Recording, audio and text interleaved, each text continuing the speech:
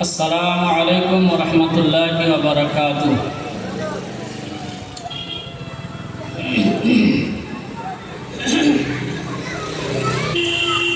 إن الحمد لله نحمده ونستعينه ونستغفره ونؤمن به ونتوكل عليه ونعوذ بالله من شرور أنفسنا ومن سيئات أعمالنا. من يهده الله فلا مضل له ومن يضلله فلا هادي له. وأشهد أن لا إله إلا الله وحده لا شريك له. وأشهد أن محمدًا عبده ورسوله. أما بعد فإن خير الحديث كتاب الله وخير الهدي هدي محمد صلى الله عليه وسلم وشر الأمور محدثاتها وكل محدثة بدعة وكل بدعة ضلالة وكل ضلالة في النار. أعوذ بالله من الشيطان الرجيم. بسم الله الرحمن الرحيم. يا أيها الذين آمنوا اتقوا الله حق تقاته ولا تموتن إلا وأنتم مسلمون. وقال النبي صلى الله عليه وسلم: ألا وإن في الجسد مضغة إذا صلحت صلح الجسد كله وإذا فسدت فسد الجسد كله. متفق عليه.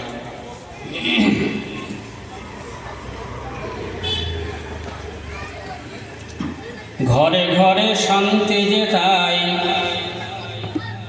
ঘরে ঘরে শান্তি যেথায়, দুঃখের নেই কলেশ। ঘরে ঘরে শান্তি যেথায়, দুঃখের নেই কলেশ। খুঁজছি আমি বাউলা হয়ে এমন একটি দেশ। খুঁজছি আমি বাউলা হয়ে এমন একটি দেশ। যেথায় নেই কো মদের আড্ডা, খেলে না কেউ জুয়া। যেথায় নেই কো মদের আড্ডা, খেলে না কেউ জুয়া। সিনেমাতে ভিড় করে না, তাসকে বলে হুয়া রে, তাসকে বলে হুয়া। যেথায় নেই কো মদের আড্ডা, খেলে না কেউ জুয়া। সিনেমাতে ভিড় করে না, তাসকে বলে হুয়া। রাত্রে যেথায় বোম ফাটে না, শান্ত পরিবেশ। খুঁজছি আমি বাউলা হয়ে এমন একটি দেশ। খুঁজছি আমি বাউলা হয়ে এমন একটি দেশ। যেথায় বেটা বাপকে বলে না কো শালা। যেথায় বেটা বাপকে বলে না কো শালা। বিবি যেথায় স্বামীকে তার দেখায় না কাঁচকলা রে, দেখায় না কাঁচকলা। মানুষগুলো সরল মতের, মানুষগুলো সরল মতের, নেই কো কোবরা যেমন বেশ। খুঁজছি আমি বাউলা হয়ে এমন একটি দেশ। ঘরে ঘরে শান্তি যেথায়, ঘরে ঘরে শান্তি যেথায়, দুঃখের নেই কলেশ। খুঁজছি আমি বাউলা হয়ে এমন একটি দেশ।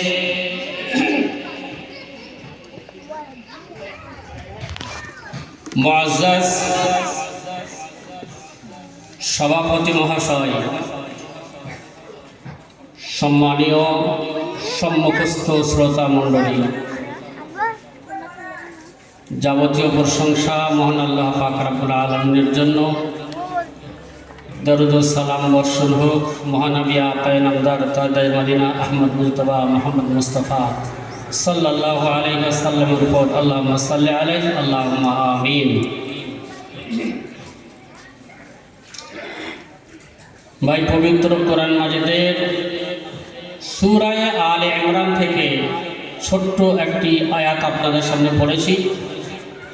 সেই সঙ্গে সহিহাইন বা বুখারী এবং মুসলিম উভয় হাদিসে আছে এমন একটি ছোট্ট হাদিস আপনাদের সামনে পেশ করেছি। এই আয়াত এবং হাদিসকে সামনে রেখে আল্লাহ যদি তৌফিক দান করেন দু চার কথা আলোচনা করার চেষ্টা করব। ওমা তৌফিকে ইল্লা বিল্লাহ। আমরা যারা এখানে সমাবেত, মাশাআল্লাহ আমরা সকলে মুসলমান। আমরা যারা এখানে হাজির আছি, ছোট বড় আবাল বৃদ্ধ বনিতা মা বোনেরা ভাইরা, আমরা সকলেই কিন্তু মুসলিম। এই মুসলিম যেহেতু আমরা মুসলিম ভাই, এই বাচ্চাগুলোকে একটা পিছনে দিয়ে বড় মানুষরা সামনে এলে আমাদের ডিস্টার্বটা একটু কম হতো। সামনে অন্তত তিন চারটে চেয়ারে বাচ্চারা আছে, এদেরকে পিছনে দিয়ে বড় মানুষরা যদি সামনে আসতেন তা আমাদের একটু ডিস্টার্বটা কম হতো, তাহলে আমাদের বলাতে সুবিধা হতো আর কি। পিছনে যারা আছেন তারা সামনে আসুন। হ্যাঁ, তো যে কথা বলছিলাম যে আমরা সকলেই মুসলিম, এতে কোনো সন্দেহ নাই। কিন্তু তারপরেও আমি যে আয়াতটা পড়েছি, আয়াতটা বলা হয়েছে ইয়া আইয়ুহাল্লাযিনা আমানুত্তাকুল্লাহা হাক্কা তুকাতিহি ওয়া লা তামুতুন্না ইল্লা ওয়া আনতুম মুসলিমুন। যে হে মুমিনরা, মুমিনদেরকে আল্লাহ পাক লক্ষ্য করে বলছেন যে হে মুমিনরা, তোমরা আল্লাহকে ভয় করো, হাক্কা তুকাতিহি যথাযথ ভয় করো,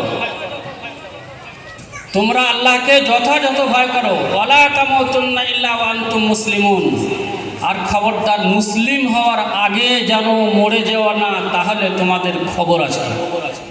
মুসলিম হওয়ার আগে যেন মরে যাও না। আচ্ছা, এখন আপনাদের মনে প্রশ্ন জাগবে, তাহলে আমরা যারা আমানু, যারা মুমিন, তারা কি অমুসলিম হতে পারে? যারা মুমিন তারা কি অমুসলিম হতে পারে? হ্যাঁ, যারা মুমিন তারা অমুসলিম হতে পারে। শুধু অমুসলিম নয়, তারা মুশরিকও হতে পারে। তারা মুশরিক হতে পারে। সূরা ইউসুফে আল্লাহ পাক বলেছেন যে ওয়ামা আকসারুহুম বিল্লাহি ওয়া হুম মুশরিকুন। মুমিনরা ঈমান আনা সত্ত্বেও তারা মুশরিক। অনেক মুশরিক মুমিনরা ঈমান আনা সত্ত্বেও। তাহলে বুঝতে পারছি আমাদের মুসলিম হয়ে আল্লাহ পাক মরতে বলছে, মানে আমরা যেহেতু ঈমান এনে ফেলেছি তাই আমরা যে একবার জান্নাতে চলে যাব বা মুসলিম হয়ে গেলাম, এমনটা কিন্তু সম্ভাবনা নয়। কারণ একটা হাদিস আমরা যদি লক্ষ্য করি, আল্লাহ রাসূল বলেছেন আল মুসলিমু মান সালামা আল মুসলিমুনা মিন লিসানিহি ওয়া ইয়াদিহি। মুসলমান হচ্ছে সেই যে মান সালামা আল মুসলিমুনা মিন লিসানিহি ওয়া ইয়াদিহি, যে অন্য মুসলিমদেরকে তার হাত এবং মুখ দ্বারা আঘাত করে না। আল মুসলিম, মুসলমান হচ্ছে সেই মান সালিমাল মুসলিমুনা মিন লিসানিহি ওয়া ইয়াদিহি, যারা অন্য মুসলমানদেরকে তার হাত এবং মুখ দ্বারা আঘাত করে না। এখন আমাদের দেশে যদি আমরা বলি, এখন মাশাআল্লাহ আমরা যারা মুসলিম তাদের এমন রেকর্ড নাই যে আমরা কোনো বিজাতীয় ভাইয়ের ঘাড়ে হাত দিচ্ছি, কারোর গায়ে আমরা হাত দিই নাই। তবে বিজাতি ভাইরা আমাদেরকে এখন মারছে, আমরা এখন মরছি, এখন আমাদের মরার পালা। আল্লাহ যেন তাদেরকে সুমতি দান করুন আর আমাদেরকেও আল্লাহ যেন সুরক্ষা দেন, আমিন। তো কথা হচ্ছে আমরা মুসলিম হওয়ার আগে মারা যাওয়া যাবে না। আর আল্লাহ বলছেন যে ইত্তাকুল্লাহা হাক্কা তুকাতিহি, আল্লাহকে তোমরা ভয় করো যথাযথ, যেমন করে ভয় করা প্রয়োজন। আমরা আল্লাহকে ভয় করি, আল্লাহকে ভয় করি তাই আমরা নামাজ পড়ি, আল্লাহকে ভয় করি তাই আমরা রোজা রাখি, আল্লাহকে ভয় করি তাই আমরা যাকাত দেই, আল্লাহকে ভয় করি তাই আমরা উমরা করি, হজ করি, আল্লাহকে ভয় করি তাই আমরা দান খয়রাত করি, আল্লাহকে ভয় করি তাই আমরা মাজার পুজো করি, আল্লাহকে ভয় করি তাই আমরা শিরক করি, আল্লাহকে ভয় করি তাই আমরা বেদাত করি, আল্লাহকে ভয় করি তাই আমরা দাড়ি যাচ্ছি, আল্লাহকে ভয় করি তাই আমরা হ্যাঁ মদ্যপ হয়ে নেশা করি, এগুলো সত্যি নাকি গো? নিশ্চয় নয়, সবগুলো নিশ্চয়ই ঠিক নয়। আমরা মুসলিম, আমরা মুসলিম, তো আমরা যেহেতু মুসলিম, এখন এই মুসলিম হিসাবে আমাদের আর একটা পরিচয় হচ্ছে আমরা মুত্তাকি। আল্লাহ পাক বলেছেন হুদাল লিল মুত্তাকিন, যালিকাল কিতাবু লা রাইবা ফীহি হুদাল লিল মুত্তাকিন। এই কিতাব মানে কোরআন শরীফ যা আমাদের উপর অবতীর্ণ হয়েছে তা একমাত্র, এতে কোনো সন্দেহ নাই, আর এটা একমাত্র মুত্তাকি বা পরেজগার যারা তাদের জন্য পথ প্রদর্শক।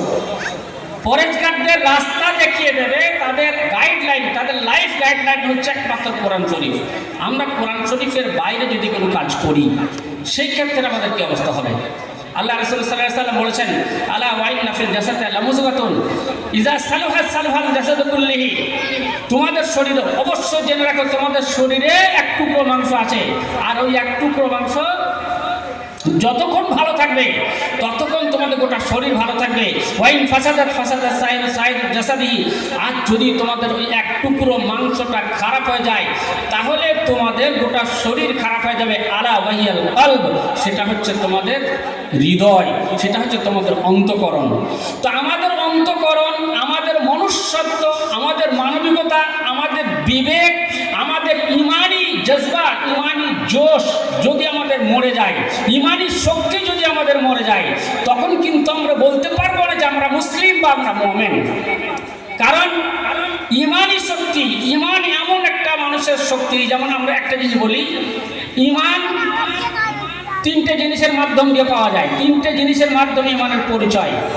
একটা হচ্ছে যে মুখে আমরা স্বীকার করি, ইকরার বিল লিসান, মুখে আমরা স্বীকার করি আমরা মুসলিম, আমরা কালেমা গো, আমরা বলি লা ইলাহা ইল্লাল্লাহ মুহাম্মাদুর রাসূলুল্লাহ, আমরা সকলেই বলি লা ইলাহা ইল্লাল্লাহু মুহাম্মাদুর রাসূলুল্লাহ, আশহাদু আল্লা ইলাহা ইল্লাল্লাহু ওয়া আশহাদু আন্না মুহাম্মাদুর রাসূলুল্লাহ। এক আল্লাহ ছাড়া কোনো উপাস্য নাই, আর আল্লাহ রাসূল একমাত্র, হযরত মুহাম্মদ একমাত্র তার রাসূল। তাহলে আল্লাহ ছাড়া কোনো উপাস্য নাই, এটা আমরা স্বীকার করি। এরপরে আমরা উপাসনা আর কাউকে করি, উপাসনা আর কাউরে করি। হ্যাঁ, আমরা নিজের আত্মার উপাসনা করি, আমরা নিজের আত্মার উপাসনা করি, আমরা গাছের উপাসনা করি, আমরা দরগার উপাসনা করি, আমরা কবরের উপাসনা করি। কার? আমরা যারা মুসলিম, আমরা যারা মুসলিম। তাহলে আমরা তাকওয়া বা পরেজগারি কি করে আসবে? তাকওয়া বা পরেজগারি কি করে আসবে? তাফসীর ইবনে কাসিরে বলা হয় তাকওয়া কাকে বলা হয়? তাকওয়া বলা হয় ওই ব্যক্তিকে মা ইয়াহজারুনা মিন উকুবাতিল্লাহ, আল্লাহ পাকের আযাবের ভয় করে, আল্লাহ পাকের আযাবকে যারা ভয় করে পুরো পৃথিবীতে তারা ইবাদত করে, তাকেই বলা হয় একমাত্র পরেজগার। এখন আমরা যদি লক্ষ্য করি কোরআন শরীফের সূরা বাকারাতে আল্লাহ বলেছেন যে যালিকাল কিতাবু লা রাইবা ফীহি হুদাল লিল মুত্তাকিন। এই কিতাব মানে কোরআন শরীফ, এতে কোনো সন্দেহ নাই, আর এটা মুমিনদের জন্য, পরেজগার যারা, মুত্তাকি যারা, তাদের জন্য পথ প্রদর্শক।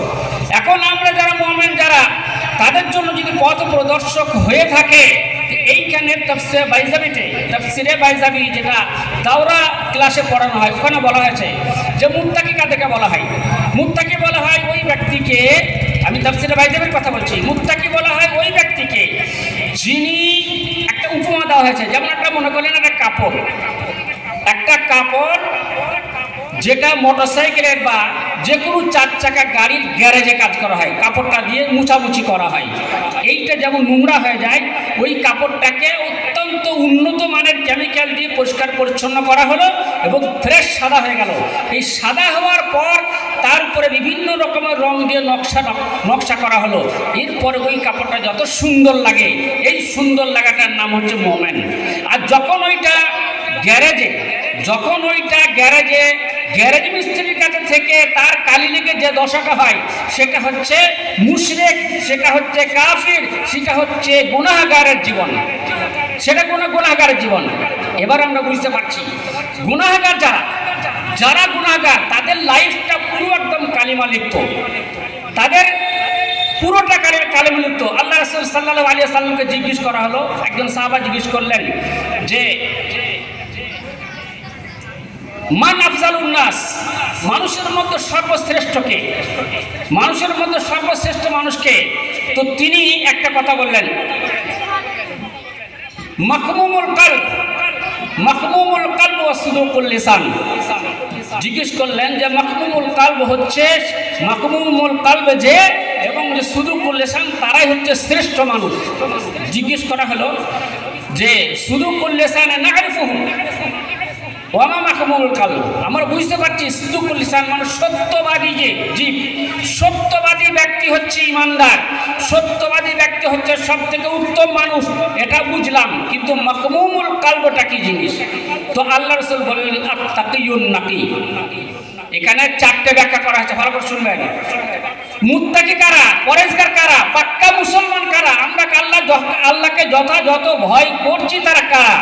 আত-তাকিয়ুন নাকিও, একটা হচ্ছে নিষ্কলুষ ব্যক্তি, যিনি পরেজগার, নিষ্কলুষ, তার পরেজগারিতার ক্ষেত্রে, ইবাদতের ক্ষেত্রে কোনো রকমের কোনো দাগ নাই, কোনো গুনাহ নাই, কোনো পাপ নাই। তারপর বললেন যে লা ইসমা, লা ইসমা ওয়ালা বাগিয়া ওয়ালা হাসাদা ওয়ালা গিল্লা। তার আরো মুত্তাকির আরো চারটে পরিচয় বলা হলো। এক নম্বর হচ্ছে নিষ্কলুষ, তো নিষ্কলুষের পরিচয় আরো চারটে গুণ দিয়ে বলা হলো। একটা হচ্ছে লা ইসমা ফিহি, তার ভিতরে কোনো গুনাহ থাকবে না। মুত্তাকি যে, তার ভিতরে কোনো গুনাহের কাজ থাকবে না। সে মসজিদে নামাজ পড়বে, হ্যাঁ, আবার দরগা থেকে পুজো করবে, সে মসজিদে নামাজ পড়বে, আবার তার নিজেকে পর্দাহীন করে ফেস্টিভ্যালে গিয়ে, হ্যাঁ, ফেস্টিভ্যালে গিয়ে তার মহিলার পর্দা নষ্ট করবে। তিনি নামাজ পড়বেন, আবার গিয়ে সুদ খাবেন, নামাজ পড়বেন, শিরক করবেন, নামাজ পড়বেন, নেশা করবেন, নামাজ পড়বেন, খারাপ কাজ করবেন, নামাজ পড়বেন, চুরি করবেন, নামাজ পড়বেন, ডাকাতি করবেন, নামাজ পড়বেন, আর অন্যান্য খারাপ কাজ করবেন। এটা হবে না। আল্লাহ রাসূল সাল্লাল্লাহু আলাইহি ওয়াসাল্লাম সম্পর্কে বলেছেন যে একটা মানুষ ইমানদার থাকবে, একটা মানুষ ইমানদার থাকবে, আর ইমানদার থাকার অবস্থাতে সে চুরি করবে। হ্যাঁ, লা ইউমিনু, আল্লাহ রাসূল বলেছেন যে কোনো ব্যক্তি যদি চুরি করে, কোনো ব্যক্তি যদি চুরি করে, তো এই চুরি করা অবস্থায় সেই লোকটা মুমিন থাকতে পারে না, চুরি করা অবস্থায় মুমিন থাকতে পারবে না। কোনো ব্যক্তি যদি ব্যভিচার করে, তো ব্যভিচার করা অবস্থায় সে মুমিন থাকতে পারবে না, মানে মুমিন অবস্থায় ব্যভিচার করবে না। হ্যাঁ, লা ইউমিনু লা ইউমিনু আয-যানি লা ইয়াজনি হিনা ইয়াজনি ওয়া হুয়া মুমিন, আয-যানি লা ইয়াজনি হিনা ইয়াজনি ওয়া হুয়া মুমিন। একজন ব্যভিচারী যখন ব্যভিচার করবে তখন সে মুমিন থাকে না। হ্যাঁ, ওয়াশ-শারিবু লা ওয়াশ-শারিবু লা ইউমিনু হাত্তা ইয়াশরুবহা, যখন তিনি একজন মদ্যপ, যখন মদ খাবেন, নেশা করবেন, তখন তিনি মুমিন থাকতে পারে না। আস-সারিকু লা ইয়াসরিকু সারিকু হিনা ইয়াসরিকু ওয়া হুয়া মুমিন, লা ইয়াসরিকু সারিকু হিনা ইয়াসরিকু ওয়া হুয়া মুমিন। একজন চোর যখন চুরি করবে, আর সে চুরি করার অবস্থাতেও মুসলমান থাকবে, মুমিন থাকবে, এমনটা হতে পারে না। বোঝা গেল যে যিনি মুমিন, নামাজ পড়লেও সে চুরি করতে পারবে না, তিনি ব্যভিচার করতে পারবে না, তিনি আরো অন্যান্য যত খারাপ কাজ আছে এগুলো তিনি করতে পারবেন না যদি তিনি নামাজ পড়েন। আচ্ছা বলি ভাই, আপনাদের এখানে এই আপনারা হয়তো মনে করবেন যে নেশা করা বলতে তো মদ খাওয়া, নেশা করা বলতে তো মদ খাওয়া। না না না, শুধু নেশা করা বলতে মদ নয়। নেশা বলতে ছোটোখাটো আরো যে সমস্ত মাল এই চায়ের দোকানে ঘুমতে বিক্রি হয়, এই মালগুলোও কিন্তু নেশা, এই মালগুলোও নেশা। একজন মুমিন থাকবে, হতে পারে না। আল্লাহ রাসূল সাল্লাল্লাহু আলাইহি ওয়াসাল্লাম বলেছেন লা ইয়াতিয়ান্না আহাদুকুম মাসজিদান, তোমরা আমার মসজিদে ততক্ষণ আসবে না যতক্ষণ হাত্তা ইয়াকুলাল বাসাল ওয়াস-সাউম, যখন তোমরা পেঁয়াজ এবং রসুন খাবে। পেঁয়াজ রসুন, কাঁচা পেঁয়াজ রসুন খাওয়ার পরে তোমরা আমার মসজিদে আসবে না।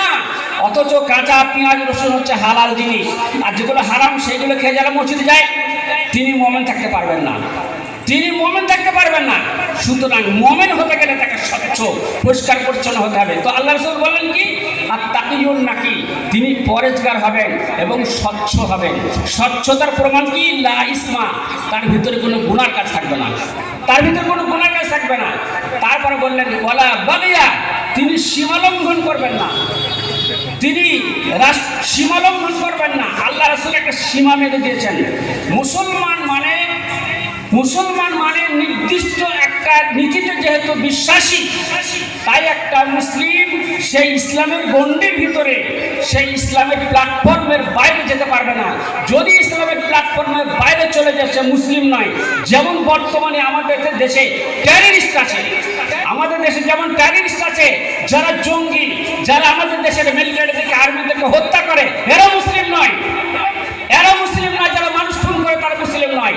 কারণ একটা লোক যদি কোরআন শরীফে আল্লাহ বলেছেন যে মান কাতালা নাফসান কান্নামা কাতালান নাস জামিআ, কোন লোক যদি একটা মানুষকে হত্যা করে অন্যায়ভাবে, তা সেজন্য গোটা পৃথিবীর সমস্ত মানুষকে হত্যা করলো।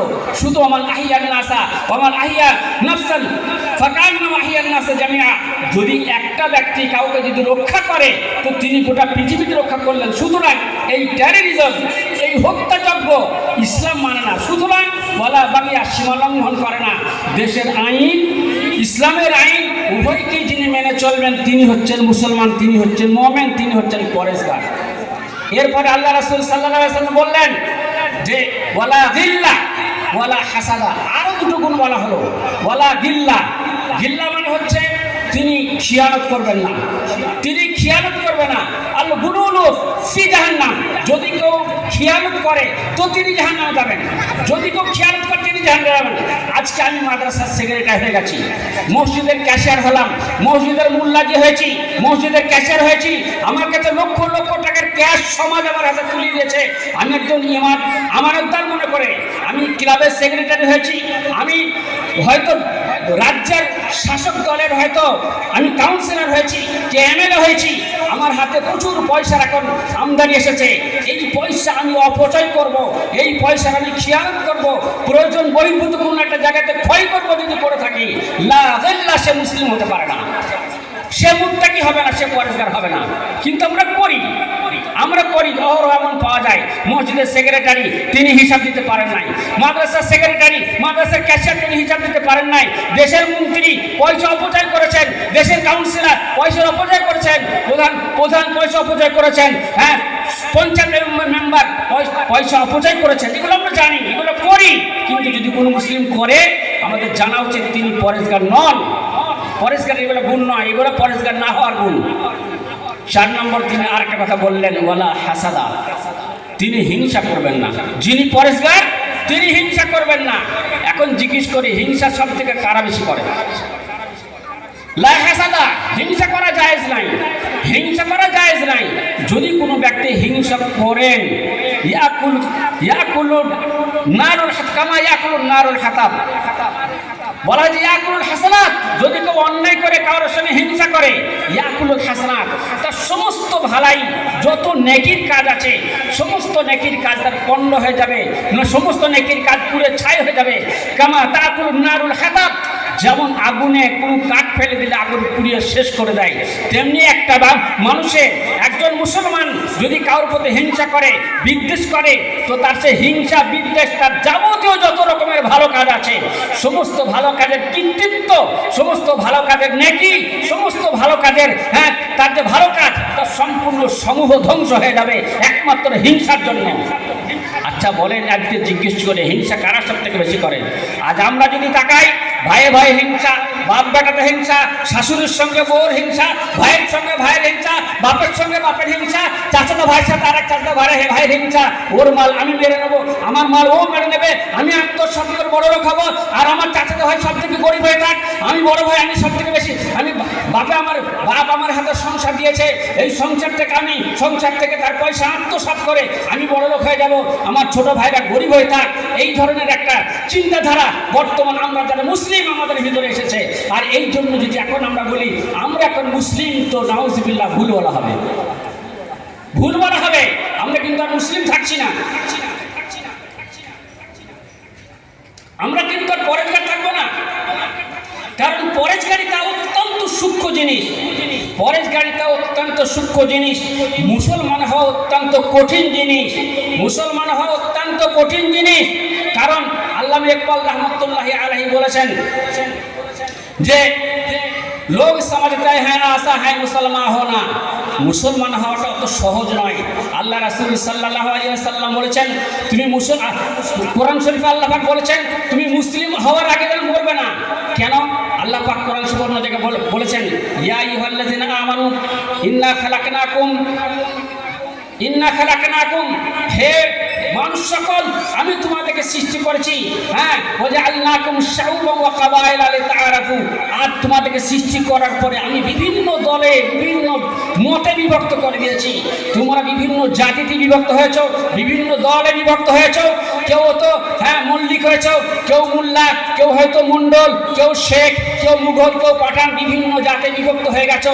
লিতাআরাফু, শুধু একটাই কারণ, তোমাদেরকে চেনা যাবে কি করে, তোমাদেরকে কিভাবে চেনা যাবে। হ্যাঁ, তো এরপর আল্লাহ চিনার পরিচয় বলছেন যে ইন্না আকরামাকুম ইনদাল্লাহি আতকাকুম, তোমাদের মধ্যে সর্বশ্রেষ্ঠ হচ্ছে সেই ব্যক্তি যিনি তোমাদের মধ্যে যে যত বেশি পরেজগার, যিনি যত বেশি পরেজগার তিনি তত শ্রেষ্ঠ। ইন্না আকরামাকুম, তোমাদের মধ্যে সবথেকে আকরাম। আকরাম এই করিম শব্দ থেকে, কারুমা ইয়াকরুম মানে হচ্ছে সম্মানীয়, কারুমা ইয়াকরুম মানে সম্মানীয়। আকরাম শব্দটা ইসমে তাফজিলের শেখা, ইসমে তাফজিল আরবি গ্রামার বলা হয় যে ইন্না আকরামাকুম, তোমাদের মধ্যে সর্বশ্রেষ্ঠ, তোমাদের মধ্যে সবথেকে সম্মানীয় ওই ব্যক্তি ইনদাল্লাহি, আল্লাহর নিকটে, আতকাকুম, যিনি যত বেশি পরেজগার, যিনি যত বেশি পরেজগার। এখন আমরা কি ভাবি আমাদের মধ্যে সেই সব থেকে সম্মানীয়, আমাদের মধ্যে সেই সব থেকে ভালো যে যত বেশি পয়সা মেরে বড় হতে পারে, যার যত টাকা হয়েছে, সমাজের পয়সা লুণ্ঠন করে হোক, ভাইয়ের পয়সা লুণ্ঠন করে হোক, বাপের পয়সা আত্মসাৎ করে হোক, সুদের মাধ্যম দিয়ে হোক, মদের মাধ্যম দিয়ে হোক, হ্যাঁ যে কোনো অন্যায়ভাবে রোজগার করে হোক, সমাজে যদি কেউ বড় হতে পারে, বড় নেতা হতে পারে, বড় মন্ত্রী হতে পারে, বড় পয়সাওয়ালা হতে পারে, তারাই আমাদের কাছে সব থেকে সম্মানীয়। আল্লাহ বলছেন ইন্না আকরামাকুম ইনদাল্লাহি আতকাকুম, খবরদার তোমাদের মধ্যে যে সর্বশ্রেষ্ঠ সেই, সব থেকে সম্মানীয় সেই, আতকাকুম, যে সব থেকে বেশি তোমাদের মধ্যে পরেজগার। আমরা কজন পরেজগার আছি? আমরা কজন পরেজগার আছি? এখন আমরা বলবো আমরা তো পরেজগার, আমরা বলবো আমরা তো পরেজগার, কারণ আমরা মেটিয়াবুরুজের লোক, মাশাআল্লাহ। হ্যাঁ, মেটিয়াবুরুজের লোক এখন যাকে হাজি বলবো না সেই রাগ করবে, মেটিয়াবুরুজের মানুষ যাকে হাজি বলা হবে না সেই তো রাগ করবে। তাহলে একটা মানুষ মক্কায় গিয়ে হজ করে আসলাম আর তারপর আমি কি পরেজগার নই? মিকাত গিয়ে ইহরাম বেঁধে হাজির হাজির কয়, খোদা বলেন তুমি হাজির বান্দা, আমি হাজির নই। আমরা মিকাত গেলাম যেখানে এহরাম বাঁধা হয়, আর এহরাম বাঁধার পরে হজ করে আসলাম, হজ করে আসার পরে বড় একটা জুব্বা পরলাম, সাদা রঙের জুব্বা, মাথায় টুপি নিলাম সাদা রঙের একটা রুমাল পরে নিলাম, সাদা রঙের মোজা পরলাম, সাদা রঙের একটা স্কুটি কিনে নিলাম, এরপর সাদা রঙের দুটো জুতো কিনে নিয়ে সাদা রঙের একটা হেলমেট কিনে নিলাম। আমি গোটাটাই সাদা, সাদা হয়ে চললাম, আমি হাজি সাহেব। বাচ্চা করে ডিস্টার্ব করছে, আপনারা খেয়াল করুন, আপনাদের মনোনিবেশ নষ্ট হয়ে যাবে। হ্যাঁ, তো আমি যে সাদা, আমি হজ করেছি, আমি এখন ভাবছি আমি স্বচ্ছ, আমি ভাবছি আমি স্বচ্ছ। আল্লাহ রাসূল সাল্লাল্লাহু আলাইহি ওয়াসাল্লাম এদের সম্পর্কে বলছেন, একটা লোক আল্লাহ রাসূল সাল্লাল্লাহু আলাইহি ওয়াসাল্লাম কাছে আসলেন। আল্লাহ রাসূল বললেন যে শোনো, একজন জিজ্ঞেস করলেন যে ইয়া রাসূলুল্লাহ মান আকরামুন নাস, তোমাদের মধ্যে আমাদের মধ্যে সবথেকে সম্মানীয় কে? হযরত আবু হুরায়রা হাদিসে বর্ণনা করেছেন, বলে আমাদের মধ্যে সবথেকে সম্মানীয় কে? হাদিসটা তিরমিজি শরীফ আছে, বলে আমাদের মধ্যে সবথেকে সম্মানীয় কে? তো আল্লাহ রাসূল বললেন আতকাকুম, তোমাদের মধ্যে সর্বশ্রেষ্ঠ সেই যে যত বেশি পরেজগার। আতকাকুম মানে তোমাদের মধ্যে সেই সব থেকে বেশি সম্মানীয় যে যত বেশি পরেজগার। আমি হজ করে আসলাম, হজ করে আসার পর আমি ভাবছি আমি পরেজগার, লোক আমাকে পরেজগার বলবে, আমার গায়ে জুব্বা আছে, আমার হজ করার তকমা লেগেছে, আমি মাথাতে একাল পরেছি, সাদা টুপি, সাদা পাঞ্জাবি, সাদা জুতো সাদা, সব কিছু সাদা। হায় হায় হায় হায়, এ হাজি সাহেবের কি সর্বনাশ, কি সর্বনাশ! এ হাজি সাহেব শুধু পয়সার গরম দেখিয়েছে, দেখা যাবে তার কাছে যে সমস্ত ছুকরারা কাজ করে, যে দর্জিরা কাজ করে, তাদের পয়সা মেরেছে। যার কাছে কাপড় লাই মাহাজনের টাকা মেরেছে, জীবনে যাকাত দেয়নি, তার ভাইয়ের হয়তো হক মেরেছে। আল্লাহ রাসূল সাল্লাল্লাহু আলাইহি ওয়াসাল্লাম বলছেন, এরপরে একটা লোকের কথা বলেন, সুম্মা যাকারা রাজুলুন, একজন ব্যক্তির কথা বললেন যে তিনি আসলেন শেখেসার রাস আগবারা, তার শরীরের চুলগুলো এবড়ো খেবড়ো হয়ে আছে, ধুলো ময়লা লেগে আছে, এবং তার কাপড়গুলো আগবারা, কাপড়গুলো সব ধুলো ময়লা লেগে আছে। দেখে বোঝা যাচ্ছে আসার সফর, শরীরটা দেখে মনে হচ্ছে এই লোকটা দীর্ঘদিন সফর করেছে। তিনি এসে বললেন, ইয়া রাসূলুল্লাহ, ইয়া রাসূলুল্লাহ, আমি আল্লাহকে বারবার ডাকছি, কিন্তু আমার আল্লাহ আমাকে সাড়া দিচ্ছে না। আমি নামাজ পড়ি, আমি রোজা করি, আমি হজ করি, আমি যাকাত দিই, সব কাজ করি, কিন্তু দুর্ভাগ্য আল্লাহ পাক আমার দোয়া কবুল করছেন না। এটা কি হবে? আমার দোয়া আল্লাহ কবুল করেন না, আমার কি হবে? তো আল্লাহ রাসূল সাল্লাল্লাহু আলাইহি ওয়াসাল্লাম বললেন যে মালবাসুহু হারামুন ওয়া মাতআমুহু হারামুন ওয়া গুযিয়া বিল হারামে, মালবাসুহু হারামুন ওয়া মাতআমুহু হারামুন ওয়া গুযিয়া বিল হারামে, ওয়া তাকুলু আল্লাহ আল্লাহ আইনা ইস্তাজাবা লিযালিক। শোনো, তোমার যে পোশাকটা পরে আছো হাজী সাহেব, তোমার এই পোশাকটা হচ্ছে হারাম। তুমি যে খাবার খেয়েছো, তোমার যে শরীরে রক্ত আছে, রক্তটা হারাম। তুমি যে খাবার খেয়েছো, তোমার খাবারটা হারাম। আর তার সঙ্গে যাবতীয় তোমার যা কিছু আছে সবই হারাম। তাকুলু আল্লাহ আল্লাহ, এরপরে তুমি বলো আল্লাহ আল্লাহ, তো আল্লাহ তোমাকে আইনা ইস্তাজা বলে জালিক, আল্লাহ কিভাবে এটা কবুল করবেন? কারণ তিনি তো হারাম জিনিস কবুল করেন না, তিনি হারাম জিনিস কবুল করেন না। এখন হাজী সাহেব হজ করে আসলেন, আমরা নামাজ পড়ি, দেখবেন আমরা নামাজ পড়ি, তো একটা মানুষ দেখবেন নামাজ পড়বে, আর নামাজ পড়ার পরে তার অধীনস্থ যারা আছে তাদের সঙ্গে দুর্ব্যবহার করবে। নামাজ পড়বে অথচ হিংসা করবে, নামাজ পড়বে অথচ অন্যায় করে কারো আত্মসাৎ করবে, নামাজ পড়বে অথচ বাড়াবাড়ি করবে। এই আবার আপনাদের একটা কথা বলি, যেমন আল্লাহ রাসূল সাল্লাল্লাহু আলাইহি ওয়াসাল্লাম বলেছেন, বিবাহ একটা মারাত্মক, মানে একটা অত্যন্ত গুরুত্বপূর্ণ ইবাদত। বিবাহ একটা অত্যন্ত গুরুত্বপূর্ণ ইবাদত। কত বড় ইবাদত দেখুন, আল্লাহ রাসূল বলেছেন যে আর নিকাহ মিন সুন্নতি ফামান রাগিবা আন সুন্নতি ফালাইসা মিন্নি, বিবাহ হচ্ছে আমার সুন্নত, সুতরাং এই সুন্নত যদি কেউ ত্যাগ করে তো সে মুসলমান নয়। অন্য জায়গাতে বলা হয়েছে যে তোমরা যারা বিবাহ করবে, তোমরা যারা বিবাহ করবে, তুনকাহুল মারাতুল আরবাঈন, চারটে জিনিস কি ব্যবহার করা হয়, তার মধ্যে একটা হচ্ছে দিনদারি। ফাজফুবে জাতে দিনে তারবাতি আদা, তোমরা অবশ্যই দিনদারি খেয়াল করো, যদি দিনদার থেকে বিয়ে না করো তাহলে তোমরা ধ্বংস হয়ে যাবে। অন্য জায়গাতে বলা হচ্ছে নিকাহুল নিসফুল ঈমান, বিবাহ হচ্ছে অর্ধেক ঈমান, বিবাহ হচ্ছে অর্ধেক ঈমান। সুতরাং যে বিবাহ করলো তার অর্ধেক ঈমান পূর্ণ হয়ে গেল, সুতরাং আর বাকি যে অর্ধেক তার ঈমান প্রয়োজন সেই দিকে সে ধ্যান দেয়। এখন আমরা বিবাহ প্রত্যন্ত অত্যন্ত গুরুত্বপূর্ণ একটা ইবাদত, যে ইবাদতটা করলে আমাদের অর্ধেক ঈমান পূর্ণ হয়ে যায়। এই বিবাহের মাধ্যম দিয়ে আমরা বর্তমানে যে সমস্ত শিরকে বিদআত করি, এই বিবাহের মাধ্যম দিয়ে আমরা যে সমস্ত পাপ অন্যায় করি, তার জন্য আমি হাজী সাহেবের হজ কবুল হবে কেন সন্দেহ, আমি মৌলভী সাহেবের আমল কবুল হবে কিনা সন্দেহ, আমি মুসল্লি সাহেবের নামাজ কবুল হবে কিনা সন্দেহ, আমি রোজাদারের রোজা কবুল হবে কিনা সন্দেহ। কারণ আমরা ওইখানে ফালতু ব্যয় করি। বিবাহটা যত সরল করে নেবেন, যত আসান করে নেবেন, তত আপনার নেকি বেশি হবে, তত নাজাত বেশি হবে, তত বরকত বেশি হবে। আর বিবাহটাকে যত আপনারা কড়া করে নেবেন, যত কঠিন করে নেবেন, তত তাতে গুনাহ হবে, তাতে বরকতহীন হয়ে যাবে, বরকতবিহীন হয়ে যাবে, আর বিবাহে বরকত হবে না। কারণ একটা বিবাহের উদ্দেশ্য হচ্ছে সেই যে মহিলাকে আমি নিয়ে আসলাম ওই মহিলার কাছ থেকে একটা দিনদার সন্তান নেওয়া। কারণ আল্লাহ রাসূল সাল্লাল্লাহু আলাইহি ওয়াসাল্লাম বলেছেন, কুল্লু মাউলুদিন ইউলাদু আলাল ফিতরাহ ফাআবাওয়াহু ইউহাফিদানিহি ওয়া ইউনাসসিরানিহি ওয়া ইউমাজ্জিসানিহি, প্রত্যেকটা সন্তান যখন জন্মগ্রহণ করে নিজস্ব ধর্ম বিশ্বাসের উপর জন্মগ্রহণ করে, ফাআবাওয়াহু ইউহাফিদানিহি ওয়া ইউনাসসিরানিহি ওয়া ইউমাজ্জিসানিহি, সেই ছেলেটাকে এখন যদি কাউকে ইহুদি বানানো হয়, কাউকে খ্রিস্টান বানানো হয়, কাউকে অগ্নিপূজক বানানো হয়, কাউকে ভালো বানানো হয়, কাউকে খারাপ বানানো হয়, এটা করে একমাত্র তার মা বাপ। মা এবং বাপ একটা ছেলেকে মানুষ করার, পরেজগার বানানোর, পাক্কা মুসলমান বানানোর মূল কারিগর। তাহলে মা বাপ যদি তার মূল কারিগর হয়ে থাকে, তাহলে আমাদের সেই কারিগররা যদি আমরা বেদিন হই, আমরা যদি হারামখোর হই, আমরা যদি আমাদের সমস্ত রকমের ইসলামের গণ্ডি ছাড়িয়ে চলে যাই, তাহলে আমাদের কি করে ইবাদত হবে? কি করে বিবাহটা আমাদের ইবাদত হবে বলুন? কি করে ইবাদত তৈরি হবে? আজকে আমরা যদি মনে করি, আজকে যদি আমাদের উপরে আল্লাহ পাক জিহাদ ফলো করেছেন, যদি আমাদের জিহাদের ডাক পড়ে কখনো, তাহলে আমরা কি জিহাদ করতে পারবো? আমাদেরকে যদি বলা হয় যে অগ্নি পরীক্ষা দিতে হবে ইসলামের জন্য, যেমন আগেকার যুগে দেওয়া হতো, আল্লাহ রাসূলের আমলে জিহাদ ছিল, এখনো তো আমাদের দেশে নাই। তো সেই আমলের মধ্যে এখন যদি বলা হয় চলো তোমার ছেলে মেয়ে সব থাকলো, তুমি ঢাল তলোয়ার নিয়ে যুদ্ধের ময়দানে চলো, আমরা কি কেউ যেতে পারবো? সেই ঈমান আমাদের আছে কি? না, আদৌ নাই। আমরা দেখবেন কুরবানি দিই, আমরা কুরবানি দিই গোশত খেতে পাবো বলে, কিন্তু নামাজে দেখবেন আমরা সেই যারা কুরবানি দিই 2 লক্ষ টাকা, 3 লক্ষ টাকা, 4 লক্ষ টাকা দিয়ে, সেই লোকগুলো দেখবেন নামাজে আমরা হাজির নাই, জামাতে আমরা হাজির নাই। মাসাজিদু মুআমিরাতুন ওয়া হিয়া খারাবুম মিনাল হুদা, মসজিদগুলো আমরা চাকচিক্যময় কোটি টাকা দিয়ে মসজিদ তৈরি করেছি, দুর্ভাগ্য সেই মসজিদগুলো আজকে আমাদের ক্রন্দনরত অবস্থায় রয়েছে।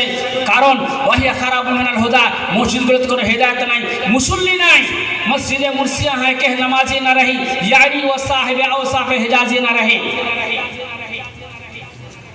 মসজিদগুলো ক্রন্দন করে, নামাজি না রহি, কেননা আজকে আমাদের নামাজি নাই। একটা সময় ছিল যখন খেজুরের ডাল দেওয়া ঘেরা মসজিদ ছিল, যেখানে সাহাবাদেরকে সেজদা দিতে গেলে পকেটে করে ঠান্ডা কাঁকড় নিয়ে যেতে হতো। হ্যাঁ, ঠান্ডা কাঁকড় মাথার গোড়ায় দিয়ে তারপরে সেজদা করতে হতো। কেউ কেউ হাতে সেজদা করতেন, কারণ এত মসজিদের দুরবস্থা ছিল। সেইখান থেকে আল্লাহ রাসূল কোনো দোয়া করলে কবুল হতো, সাহাবার কোনো দোয়া করলে কবুল হতো। কিন্তু আজকে আমাদের দোয়া কেন কবুল হয় না? আজকে আমাদের দোয়া কেন কবুল হয় না? সেটা যদি আমরা লক্ষ্য করি তাহলে বুঝতে পারবো যে আমরা সেই জায়গাতে কিন্তু আর নেই। আল্লাহ রাসূল সাল্লাল্লাহু আলাইহি ওয়াসাল্লাম বললেন, আলা ওয়াইন্না ফিল জাসাদে লামুজগাতুন ফাইন সালাহাত সালাহাল জাসাদু কুল্লিহি, জেনে রাখো তোমাদের শরীর এক টুকরো মাংস আছে, ওই মাংসটা যদি ঠিক থাকে তাহলে সমগ্র শরীর ঠিক থাকবে, আর ওই মাংসটা যদি খারাপ থাকে তাহলে সমগ্র শরীরটা খারাপ করবে। আলা ওয়াহিয়াল কলব, সেটা হচ্ছে অন্তঃকরণ। আর সে অন্তঃকরণটাকে আমরা হাত বলতে পারি। একটা মানুষের দেখবেন একটা হাত কাটা যায়, হাত কাটার পরে সে মানুষটা বেঁচে থাকে। একটা পা কাটা গেলে বেঁচে থাকে, দুটো হাত দুটো পা কেটে দেন তাও বেঁচে থাকবে। একটা মানুষের যদি হাট চলে যায়, হাটের সামান্য রোগ ধরে, তো সে জীবন্ত দিয়ে আধমরা হয়ে যাবে। হ্যাঁ, তার বেঁচে থাকার কোনো সুখ থাকবে না। ভাই আমার, সুতরাং ঈমান যদি কোনো মানুষের মধ্যে না থাকে, তাকওয়া যদি মানুষের মধ্যে না থাকে, পরহেজগারিতা যদি কারোর মধ্যে না থাকে, তাকে মুসলিম বলা যাবে না। সে মুসলিম নয়, যদিও তার কাছে টুপি আছে, তার কাছে পাঞ্জাবি আছে, তার কাছে নামাজ আছে, তার কাছে রোজা আছে, তার কাছে মসজিদ আছে, তার বাড়িতে জায়নামাজ আছে, তার মেয়েদের কাছে পর্দার জন্য বোরখা আছে। তারপরও এই নামাজ তোর কোনো কাজে আসবে না। ভাই রে, তাই রে, নাই রে, নাই রে, শুধু উড়ে যাবে, শুধু উড়ে যাবে। আল্লাহ রাসূল কোরআন শরীফে আল্লাহ পাক বলেছেন, ওয়াকালা রাসূলু ইয়া রাব্বি ইন্না কওমি ইত্তাখাযু হাযাল কুরআন মাহজুরা। আল্লাহ বলেছেন, হে কিয়ামতের মাঠে যখন সূর্য যখন আধা হাত নিচেতে নেমে আসবে, কারো আধা হাত নিচেতে, কারো এক হাত নিচেতে, কারো হয়তো এক মাইল নিচেতে, ইবাদত অনুযায়ী, মানুষের নেকি অনুযায়ী সূর্য কাছাকাছি নেমে আসবে। আর সেইখানে পরিস্থিতি এমন হবে, কেমন জানেন? বিড়ির বান্ডিল দেখেছেন? বিড়ির বান্ডিল যেমন বিড়ির বান্ডিল বাঁধা থাকে, ঠিক ওই রকম বান্ডিল বাঁধার মতো সমগ্র পৃথিবীর সমস্ত মানুষকে একত্রিত করা হবে। ওই রকম ঘেঁষাঘেঁষি করে থাকবে, সবাই গায়ে গায়ে লেগে থাকবে। একটা হাদিসে বলা হয়েছে, লা তাজুলু কবলা কাদমা ইবনে আদম হাত্তা ইউসালাল খামস আন উমরিহি ফি মাবলাহু। জিজ্ঞেস করা হবে কিয়ামতের মাঠে যে লা তাজুলু কদমা ইবনে আদম সন্তানকে একটা পা হেলাতে দেওয়া হবে না। বিড়ির যেমন বান্ডিল বাঁধা থাকে, ওই রকম বান্ডিল বাঁধার মধ্যে প্রত্যেকটা মানুষ গায়ে গায়ে লেগে থাকবে। আর তাদের সূর্যটা আধাত নিচেতে নেমে আসবে। রোদে এত সূর্যের তাপ হবে যে মানুষের কান দিয়ে, নাক দিয়ে মগজ গলে বের হবে। তার শরীরের ঘামে মানুষ নিজেই হাবুডুবু করবে, গোটা শরীরের চর্বি গলে নিচেতে নেমে যাবে। মানুষ ত্রাহি ত্রাহি করবে, এক ফোঁটা পানি পাবে না, যে মুখে একটু দিয়ে কোনো জায়গাতে একটু পানি থাকবে না সারা কিয়ামতের মাঠে। সেমত অবস্থায় কাউকে দাঁড়িয়ে থাকতে হবে 50,000 বছর, কাউকে 1 লাখ বছর, কাউকে 1.5 লাখ বছর, কাউকে 2 লাখ বছর দাঁড়িয়ে থাকতে হবে। একবার বলি তো, আমাদের কাছে যখন এই সূর্যটা কয়েক লক্ষ কিলোমিটার উপর যখন আমাদের কাছে আমাদের সূর্য আছে, আমরা যখন আমাদের কাছে যখন বৈশাখ জ্যৈষ্ঠ মাস আসে, তখন আমাদের গরমটা কত লাগে, কত তাপ লাগে। এসি ছাড়া আমরা নামাজ পড়তে পারি না 10টা মিনিট। মসজিদের ভিতরে ফ্যান চললেও 10টা মিনিট আমরা এসি ছাড়া নামাজ পড়তে পারি না। ওই অবস্থায় বলা হচ্ছে যে কোনো মানুষ যখন সেখানে যাবে, তখন তাদের একটা পা হিলতে দেওয়া হবে না যতক্ষণ না পর্যন্ত 5টা প্রশ্নের উত্তর দিতে পারবে। আন উমরিহি ফি মা আফনাহু, জিজ্ঞেস করা হবে, বলো তোমার কাছে মানে কয়েক দশকের একটা বয়স দিয়েছিলাম, কাউকে 70 বছর, কাউকে 80 বছর বয়স দিয়েছিলাম। ফি মা আফনাহু, বলো এই বয়সটা তোমরা কোন কাজে ব্যয় করেছো, কোন কাজে শেষ করেছো। ওয়ান শাবাবিহি ফি মা আবলাহু, এবং তোমাকে আমরা যৌবন বয়স দিয়েছিলাম। যৌবন বয়সটা অন্তত 15 থেকে নিয়ে 40 বছর পর্যন্ত, বা 10 থেকে নিয়ে 40 বছর পর্যন্ত বা 50 বছর পর্যন্ত তোমার যৌবন বয়স ছিল, তুমি জোয়ান ছিলে। এই জোয়ান অবস্থায় আল্লাহ পাক বলেছিলেন, আর আল্লাহ পাক বলেছিলেন হাদিসের মধ্যে, সাবাতুন ইযিল্লুহুমুল্লাহু ফি যিল্লিহি ইয়াওমা লা যিল্লা ইল্লা যিল্লুহু ইমামুন আদিলুন ওয়া শাবুন নাশা ফি ইবাদাতি রাব্বিহি। বলো কিয়ামতের মাঠে একটা মানুষ যখন ওই রকমের রোদ্রের তাপে থাকবে, কোনো জায়গাতে একটু ছায়া থাকবে না, শুধুমাত্র আল্লাহ পাকের আরশের ছায়াতল, আল্লাহ পাকের যে চেয়ারের তলার শুধু ছায়া থাকবে। সেখানে 7 শ্রেণীর মানুষকে ছায়া দেওয়া হবে। এর মধ্যে একটা শ্রেণী হচ্ছে শাবুন নাশা ফি ইবাদাতি রাব্বিহি, একমাত্র ওই ব্যক্তি যে জওয়ান, তার যৌবন বয়সটাকে আল্লাহর ইবাদতে কাটিয়েছে, যে জোয়ান যৌবন বয়সটাকে আল্লাহর ইবাদতে কাটিয়েছে। আমরা যারা যুবক হয়েছি, আমরা যারা যৌবনে পদার্পণ করেছি, আমরা আমাদের মা বাবার কাছ থেকে আল্লাহ রাসূল বলেছিলেন যে কুল্লু মাউলুদিন ইউলাদু আলাল ফিতরা ফাআবাওয়াহু ইউহাব্বিদানিহি, প্রত্যেকটা সন্তান তাকে মানুষের মতো মানুষ করার মতো যোগ্য কারিগর হচ্ছে একমাত্র মা এবং বাপ। কিন্তু সেই ছেলে যখন যৌবন আসলো, তার যখন জোয়ান হলো, আমি কেমন মা বাপ, আমি আমার ছেলেকে কি আদৌ যোগ্য করতে পেরেছি? আমি আল্লাহ পাকের বান্দা হিসাবে পরিণত করার যে আমার দায়িত্ব ছিল, আমি কি সেই দায়িত্ব পালন করতে পেরেছি? আমি আমার ছেলেকে ইমানদার করতে পেরেছি? আল্লাহ রাসূল বলেছেন মুরু আওলাদুকুম ফিস সালাত, মুরু আওলাদুকুম বিস সালাতি ওয়া হুম আবনাউ সাবআ সিনিন ওয়াদরিবুহুম আলাইহা ওয়া হুম আবনাউ আশারা সিনিন ওয়া ফাররিকু বাইনাহুম মাযাজি। যখন তোমাদের সন্তানরা 7 বছর বয়স হবে, তখন তোমাদের সন্তানগুলোকে নামাজের জন্য আদেশ দাও। আর যখন তাদের বয়স 10 বছর হবে, তখন তুমি মা, তুমি বাপ সেই সন্তানকে নামাজ পড়াবার জন্য প্রহার করো, পিটাও, লাঠি দিয়ে মেরে তাকে নামাজের জন্য আদেশ দাও।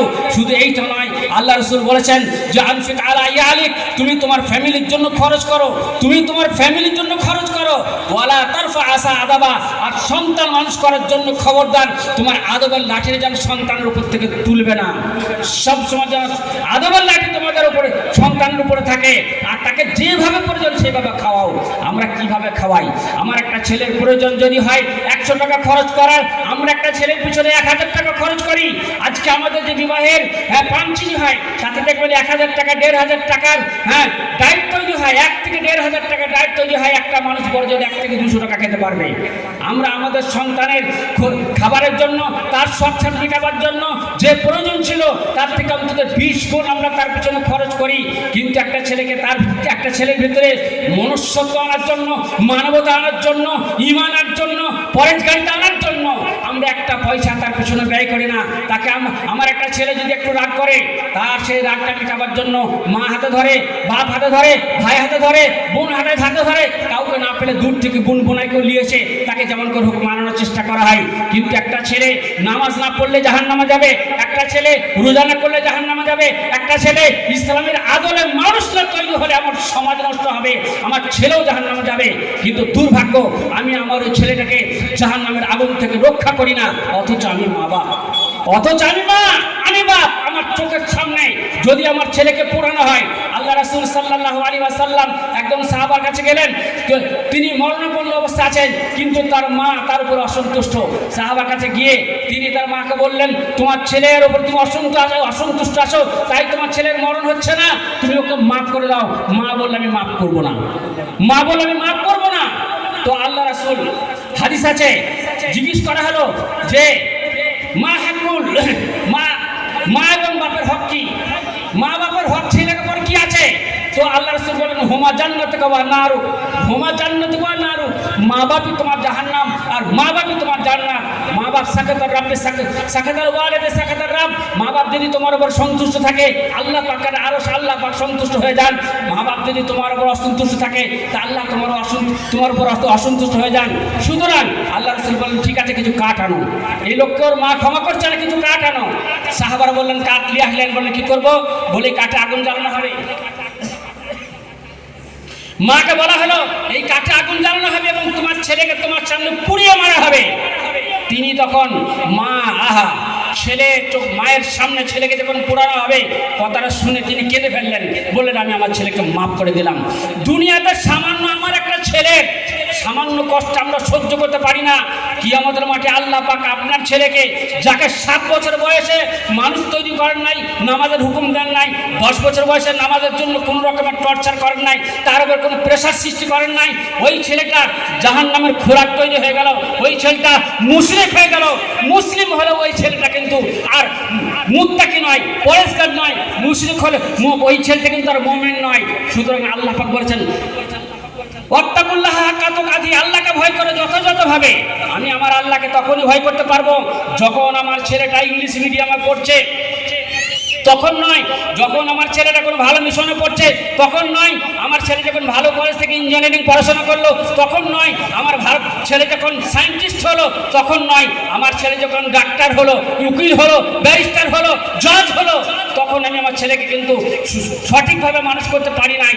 সঠিকভাবে মানুষ তখনই করতে পারবো যখন আমার ছেলে তার যিনি জন্ম দিয়েছেন সেই সৃষ্টিকর্তাকে সৃষ্টিকর্তা বলে মেনে নেবে। তিনি সৃষ্টিকর্তার জায়গাটা সৃষ্টিকর্তার পদতলে মাথা নত করে বলবে ইন্না সলাতি ওয়া নুসুকি ওয়া মাহইয়ায়া ওয়া মামাতি লিল্লাহি রাব্বিল আলামিন। হে আল্লাহ, আমার নামাজ, আমার কুরবানি, আমার জীবন, আমার মরণ একমাত্র তোমারই জন্য। হযরত ইব্রাহিম আলাইহিস সালামের মতো হযরত ইব্রাহিম আলাইহিস সালামকে আল্লাহ পাক বলেছিলেন যে আসলিম ক্বাল আসলামতু লিরাব্বিল আলামিন। তাকে বলা হলো ইব্রাহিম, তুমি ইসলাম গ্রহণ করো, তুমি মেনে নাও, তুমি আল্লাহকে মানো। আল্লাহ ইব্রাহিম বললেন যে আসলামতু লিরাব্বিল আলামিন, আমার আল্লাহকে আমি আমার অবনত মস্তকে মেনে নিলাম, যা বলবেন তাই আমি শুনবো। ইব্রাহিমকে বলা হলো যাও, তুমি এখন ঠাকুর ভাঙো। তিনি ঠাকুর ভাঙলেন, বাপ দাদাদের পুজোর জিনিস যখন ভেঙে দিলেন, রাজার হুকুম হলো তাকে পোড়ানো হবে। ইব্রাহিমের পরীক্ষা যে ঠিক আছে আমাকে পোড়ানো হোক।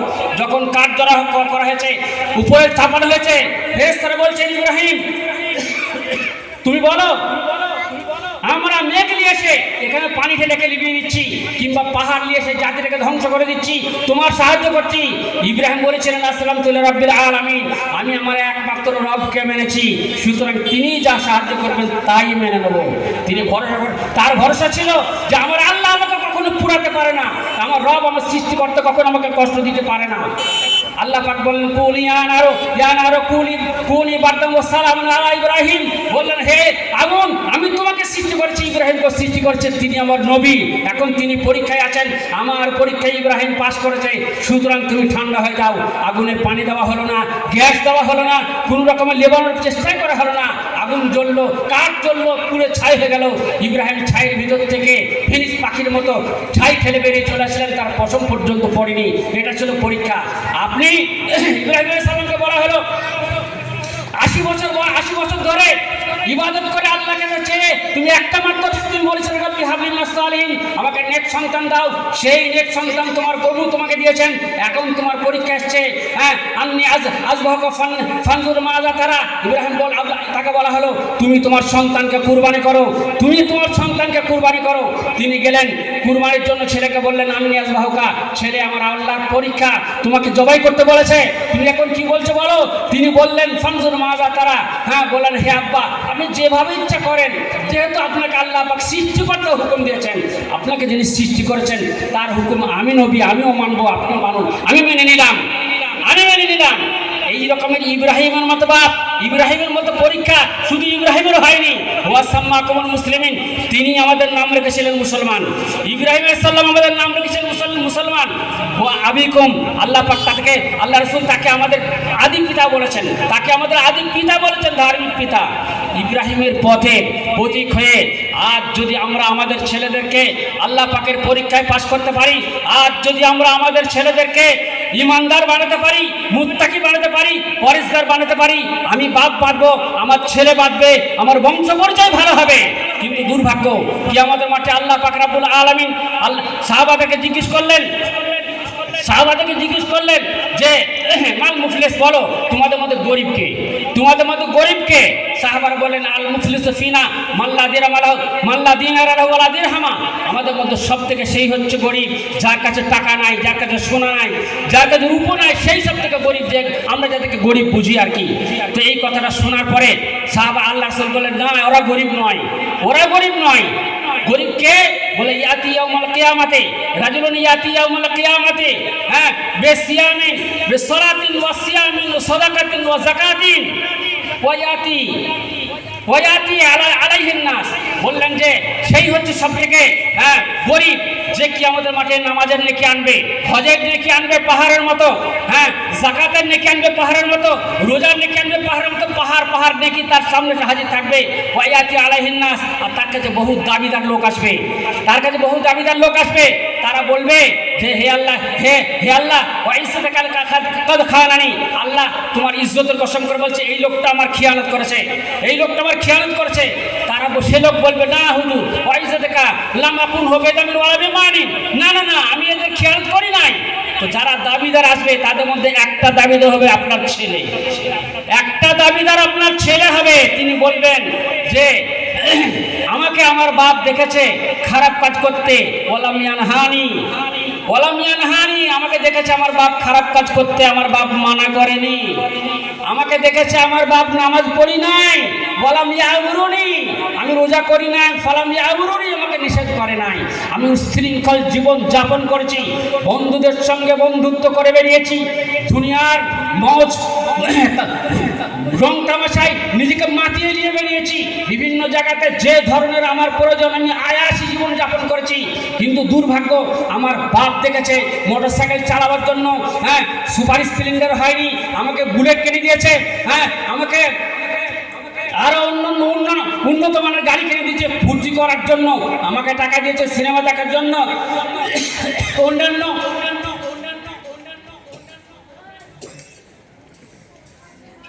যত রকমের আমার শখ সাদ আছে, যাবতীয় শখ আমার বাপ আমার জন্য মিটিয়েছে।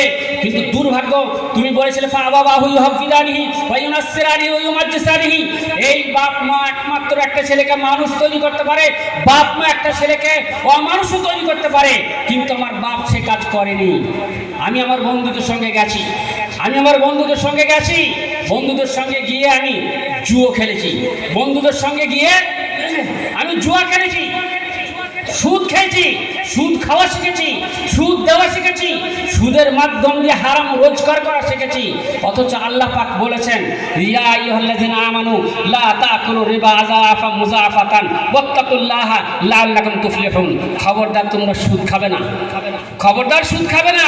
মায়ের কাছ থেকে আমার ছেলে টাকা নেয়, বাপের কাছ থেকে আমার ছেলে টাকা নেয়, সেই টাকা নিয়ে বন্ধুদের সঙ্গে গিয়ে লটারি কাটে, সেই টাকা নিয়ে গিয়ে কম্পিউটার লটারি করে, আবার এমনি বেশি লটারি যেটা সেটাও করে। এইভাবে লটারি কাটে আমার ছেলেরা।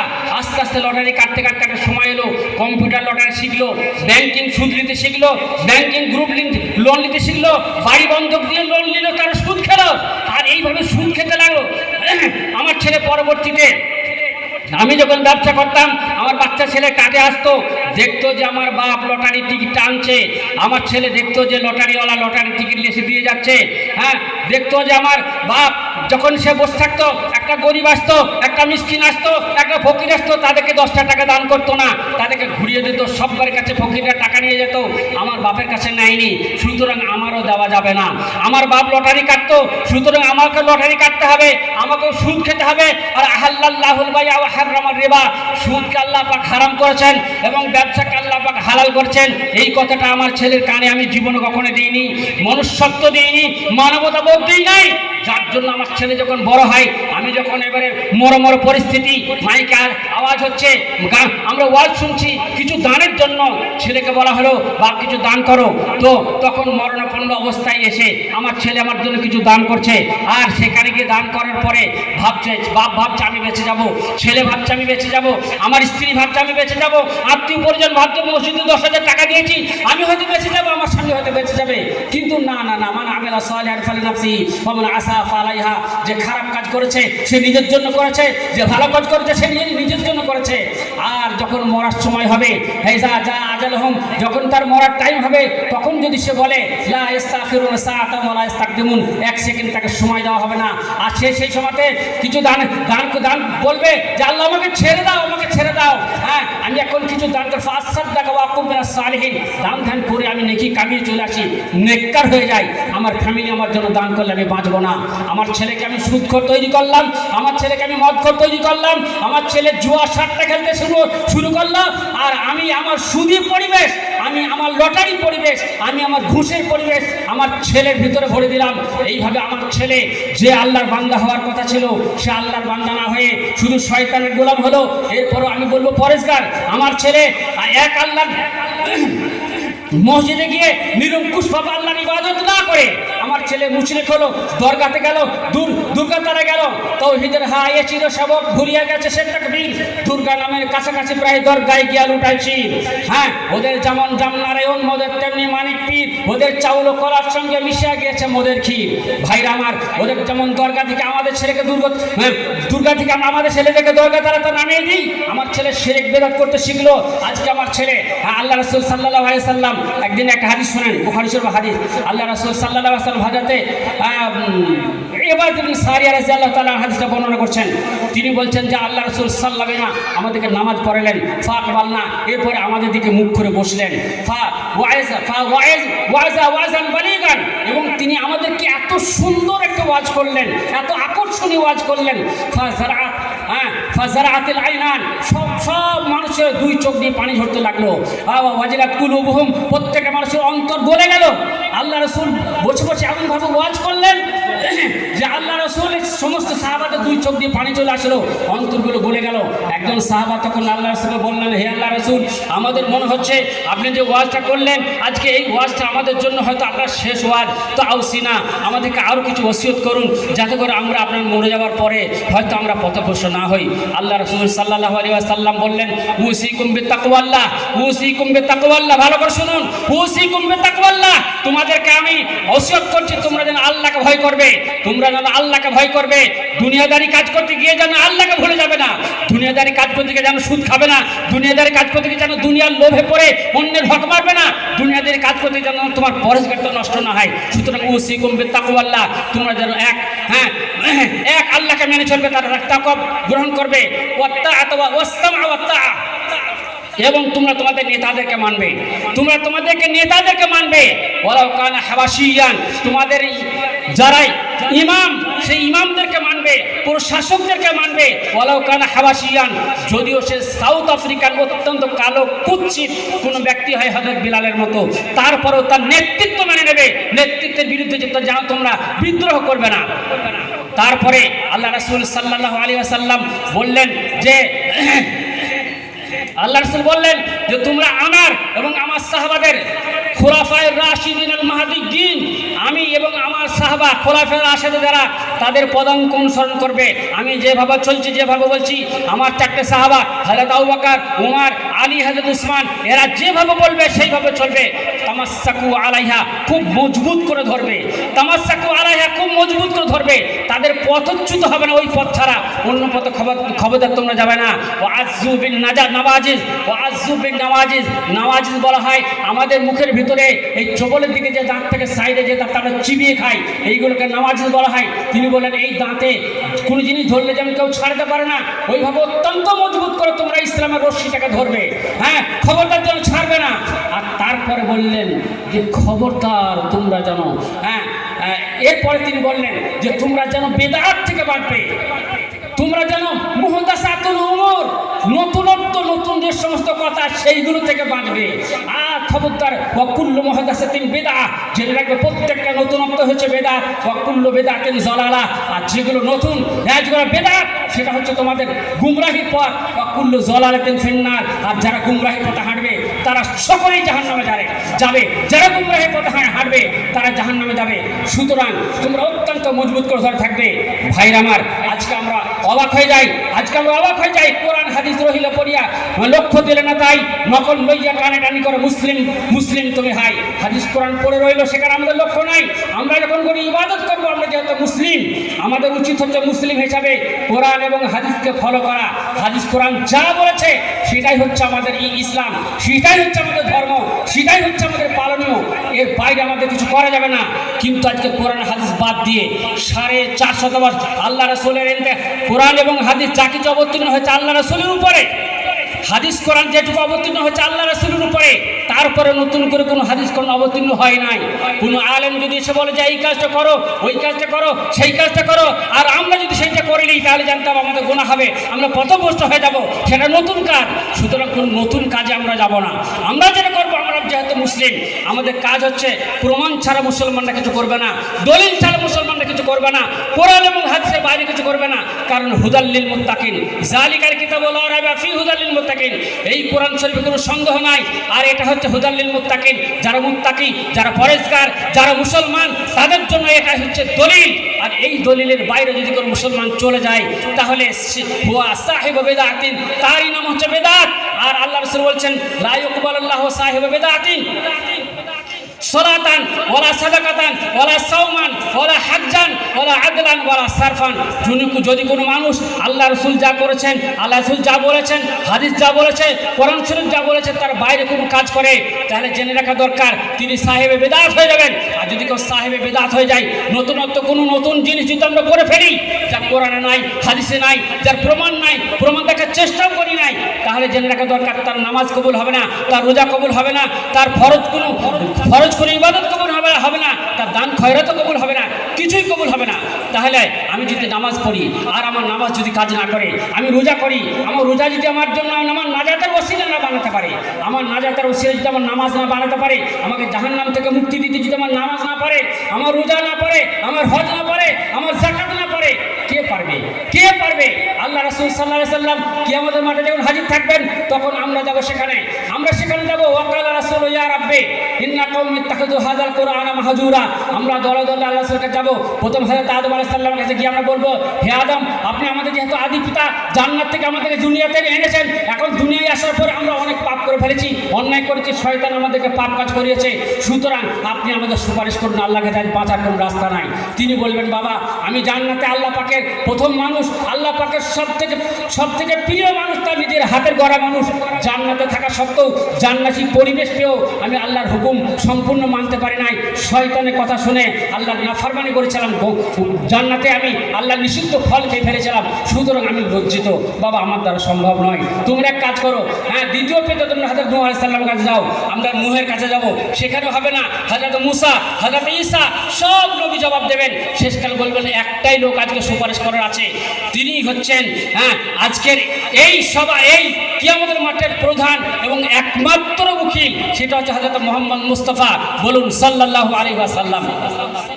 তার কাছে তোমরা যাও। আমরা সেখানে যখন যাব তখন আল্লাহ রাসূল আমাদের পরে তাকিয়ে একবার দেখবেন, দেখার পরে তিনি কিছু মানুষের জন্য সুপারিশ করবেন, সেজদায় পড়ে যাবেন, এটা ঠিক, কিন্তু আমাদের যে স্বভাব, আমাদের যা কর্মকাণ্ড, আমাদের দিকে আল্লাহ রাসূল তাকালে বলবেন, এই কোরআন শরীফের এই আয়াতটা সূরা ফুরকান আছে 19 পারাতে, ওয়াকাল রাসূল ইয়া রাব্বি ইন্না কওমি ইত্তাখাযু হাযাল কুরআন মাহজুরা, বলবেন হে আল্লাহ, আমার এই ইয়া রাব্বি, হে আল্লাহ, ইন্না কওমি ইত্তাখাযু, এরা সব আমার জাতি, এরা সব আমার উম্মত, কিন্তু ইত্তাখাযু হাযাল কুরআন মাহজুরা, আমি আসার পরে এরা কোরআন শরীফ ছেড়ে দিয়েছে, আমি আসার পরে এরা কোরআন শরীফের কথা মানে নাই, হাদিসের কথা মানে নাই, সুতরাং খবরদার যেন এদের নাজাতের কথা আপনি ভাববেন না। আচ্ছা বলুন তো, আমরা মার্ডার করেছি, মার্ডার করার জন্য 302 ধারাতে আমাদের নিয়ম হচ্ছে আমাদের দেশীয় যে আইন, ইন্ডিয়ান আইন হচ্ছে যে হয় আমাদেরকে ফাঁসি দেওয়া হবে অথবা যাবজ্জীবন সাজা দেওয়া হবে। এখন সেই যাবজ্জীবন সাজা আমি যাকে উকিল ধরলাম, মনে করলেন আমাদের দেশের সবথেকে বড় উকিল, যে তাকে দিলাম, সুপ্রিম কোর্টের সবথেকে যে বড় উকিল কপিল সিব্বালকে ধরলেন, তো কপিল সিব্বালকে দিলাম। এবারে কপিল সিব্বাল যখন আমার হয়ে উকালতি করবে, তিনি বলবেন আমার মক্কেল মারে নাই, আমার মক্কেল মারে নাই, এবং তার যথাযোগ্য যুক্তি খাড়া করে আমাকে বাঁচাবার চেষ্টা করবেন। কিন্তু দুর্ভাগ্যবশত তিনি আমার সব ইতিহাস জানার পরে কপিল সিব্বাল যদি বলে দেন যে হে জজ সাহেব, আমি জানি আমার মক্কেল এই আমার আসামি, ইনি সত্যি মার্ডার করেছেন এবং এর সাজা পাওয়া উচিত আজকে, তাহলে আমাদেরকে কে বাঁচাবে? জজকে আমাদের সাজা দেবে না?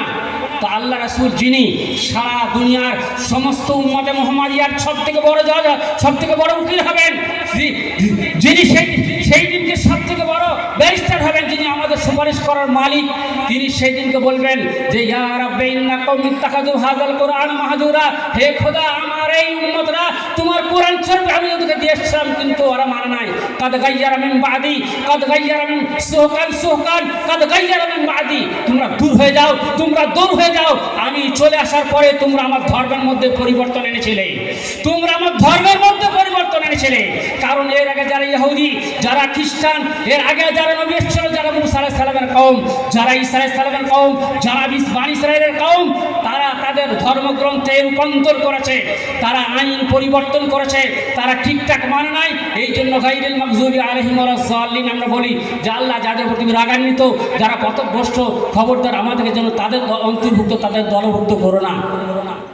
আজকে আমরা কোনো অংশে কি ইহুদি হতে বাকি আছি, কোনো অংশে কি আমরা খ্রিস্টান হতে বাকি আছি, কোনো অংশে আমরা মাজুসি হতে বাকি আছি। মাজুসেরা যেমন অগ্নি পুজো করে, আমরা তেমনি দুর্গা পুজো করি, মাজুসেরা যেমন অগ্নি পুজো করে, আমরা তেমনি আমাদের আত্মার পুজো করি, মন যা বলে তাই করি। আল্লাহ পাক বলেছেন আফারাআইতা মান ইত্তাখাযা ইলাহু হাওয়াহু, হে আল্লাহ রাসূল, হে আল্লাহ রাসূল, তুমি কি সেই লোকগুলোকে দেখেছো যারা তারা আত্মার পুজো করে? তারা আত্মার পুজো করে। আর আত্মার পুজো কেমন করে করে? আত্মার পুজো কেমন করে করে? আল্লাহ রাসূল সাল্লাল্লাহু আলাইহি ওয়াসাল্লাম জানাজা সম্পর্কে একটা কথা বলেছেন, জানাজা সম্পর্কে বলেছেন যে সেই ব্যক্তি সবথেকে শ্রেষ্ঠ মান দানা নাফসাহু ওয়া আমালা লিমা বা'দাল মাউত, আল কাইয়িস মান দানা নাফসাহু ওয়া আমালা লিমা বা'দাল মাউত। যে ব্যক্তি আল কাইয়িস মান দানা নাফসাহু, আমাদের মধ্যে সব থেকে জ্ঞানী মানুষ হচ্ছে সে যে তার আত্মপরীক্ষা করে, আত্মসমীক্ষা করে, সারাদিন কি করলো, সন্ধ্যাবেলায় যখন শুতে যাবে তখন সে ভাবে আন্নাউম আফুল মাউত, মরণ তো হচ্ছে, হ্যাঁ ঘুম তো হচ্ছে মরণের একটা ভাই। সুতরাং আমি যদি ঘুমিয়ে গিয়ে আচ্ছাদন না হয়, ঘুমিয়ে গিয়ে যদি আমার আর ঘুম না ভাঙে, সুতরাং তিনি তওবা করেন। আর সারাদিন যে কাজগুলো করেছেন তিনি মনে মনে ভাবেন কার ক টাকা মেরে খেলাম দেখি, কোথায় কার লটারি কেটেছে দেখি, কোথায় কাকে সুদের ওপরে টাকা দিয়েছে দেখি, কত টাকা সুদ ব্যাংকে দিলাম, আমি কত টাকা সুদে খাটালাম, আমি সারাদিন কি অন্যায় করেছি, কি গুনার কাজ করেছি, এইগুলো যিনি দেখেন আর তারপরে সেইগুলো দেখার পরে তিনি তওবা করেন আল্লাহর কাছে। মানুষের কাছে যদি অন্যায় হয় তার কাছে ক্ষমা চান, ক্ষমা চাওয়ার পরে যদি শুয়ে পড়েন তাহলে বলছেন আল কাইয়িস মান দানা নাফসাহু, হ্যাঁ যে এই আত্মসমীক্ষা করে এই হচ্ছে সব থেকে শ্রেষ্ঠ মানুষ, এই হচ্ছে সব থেকে জ্ঞানী মানুষ। বলে আজ তোমার আল কাইয়িস মান দানা নাফসাহু ওয়া আমালা লিমা বা'দাল মাউত। আর মরণের পরে কি আমল দরকার আছে সেইটা তিনি করেন, মরণের পরে কি কি কাজ প্রয়োজন আছে সেইটা তিনি করেন। কোরআন শরীফ 28 পারাতেও ঠিক এই কথাটাই আল্লাহ বলেছেন, ওয়াল তানজুর মা কদ্দামাত লিগাদ। হে মানুষ, হে মুসলমান, ইয়া আইয়ুহাল্লাযিনা আমানু তাকুল্লাহ, তোমরা আল্লাহকে ভয় করো। ইয়া আইয়ুহাল্লাযিনা আমানু তাকুল্লাহ, তোমরা আল্লাহকে ভয় করো। ওয়াল তানজুর মা কদ্দামাত লিগাদ, আর লক্ষ্য করো যে তুমি মরার পরে যে পরবর্তী জীবন তার জন্য কি পাঠাতে পারলে, কতটা নেকি পাঠাতে পেরেছো, নামাজের নেকি কত গেছে, হজের নেকি কতটা গেছে, আর তোমার অন্যান্য ইবাদতের নেকি কতটা গেছে, আর কতটা গুনাহ থেকে তুমি বাঁচতে পেরেছো, এইটা লক্ষ্য করো। আর এইটা লক্ষ্য করে তারপর তুমি জীবন চলো। আল্লাহ রাসূল এই কথা বলছেন, জালাক আল কাইয়িস মান দানা নাফসাহু ওয়া আমালা লিমা বা'দাল মাউত। মানুষের মধ্যে জ্ঞানী হচ্ছে সেই যে মান দানা নাফসাহু, নিজে আত্মসমীক্ষা করে আর তারপর সে ভাবে ওয়া আমালা লিমা বা'দাল মাউত, মরণের পরের আমলটা। আমরা তো মরণের আগের আমলটা ভাবি, বাল তুসিরুনা হায়াতুদ দুনিয়া ওয়াল আখিরাতু খায়রুন ওয়া আবকা। আল্লাহ বলেছেন বাল তুসিরুনা হায়াতুদ দুনিয়া, তোমরা তো দুনিয়াটাকে প্রাধান্য দিয়েছো, আমরা দুনিয়ায় প্রাধান্য। আজকে আমি সম্পদ করেছি, গাড়ি করেছি, বাড়ি করেছি, আরো বড় বড় বাড়ি করতে হবে, আরো অট্টালিকা বানাতে হবে, আরো গাড়ি করতে হবে, আরো ব্যবসা তৈরি করতে হবে, আমার ছেলের অ্যাসেট তৈরি করতে হবে, আমার মেয়ের অ্যাসেট তৈরি করতে হবে, এই নিয়ে আমরা ব্যস্ত। আমার বউ কিছু সুখে থাকবে, আমার ছেলে কিছু সুখে থাকবে, আমার মেয়ে কিছু সুখে থাকবে, আমি মরে গেলে তাদের ভবিষ্যৎটা কিছু নিরাপদ হবে। আমরা শুধু অপরকে নিয়ে ব্যস্ত, আমরা নিজেদেরকে ভালোবাসি না, আমরা আমাদেরকে ভালোবাসি না। আমার আত্মার থেকেও বেশি আমি আমার ছেলেকে ভালোবাসি, আমার আত্মার থেকেও বেশি আমার স্ত্রীকে ভালোবাসি, আমার আত্মার থেকেও বেশি আমার আত্মীয়দেরকে ভালোবাসি, আমার মেয়েকে, আমার জামাইকে, আমার নাতিকে, আমার পুতিকে বেশি ভালোবাসি। আমার আত্মার থেকেও আমি আমার কথা ভাবি না, আমার কবরের কথা ভাবি না, আমার হাসরের কথা ভাবি না, আমার জান্নাত জাহান্নামের কথা আমাদের মাথাতে আসে না। আল্লাহ রাসূল কত সুন্দর করে বলছেন, ওয়ালা আজিদ মানিত্তাবা ওয়ালা আজিদ মানিত্তাবা হাওয়াহা ওয়া তামান্না আলাল্লাহ। আর সেই হচ্ছে সব থেকে অজ্ঞান, সেই হচ্ছে পাগল। মানিত্তাবা নাফসাহু হাওয়াহা, যে নিজের মন যা বলে সেইভাবে চলে। মানিত্তাবা নাফসাহু হাওয়া, নিজের আত্মার মতো চলে, নিজের আত্মার মতো চলে, আত্মা যেভাবে বলে সেইভাবে চলে। আত্মা বলে চলো নেশা করি তো নেশা করে, আত্মা বলে শীতের দিনে নামাজ পড়বো না তো পড়বো না, আত্মা বলে সারা জীবন গুজি রোজগার করে নাও, বুড়ো বয়সে গিয়ে নামাজ ধরবো, যখন আমার বয়সটা 60 বছর হবে তখন কি আমরা এমন সময় নামাজ ধরবো যখন আর পা বেঁকবে না, রুকু হবে না, সেজদা হবে না, আত্মা হেঁটে বসতে পারবো না, ভালো করে দোয়া দোয়া জানবো না, কিছুই শিখবো না।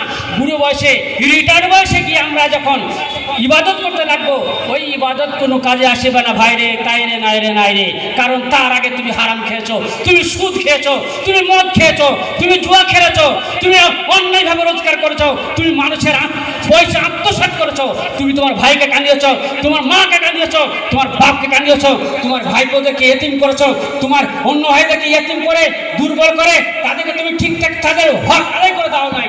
সুতরাং তুমি আল্লাহর হক নষ্ট করেছো, তুমি বান্দার হক নষ্ট করেছো।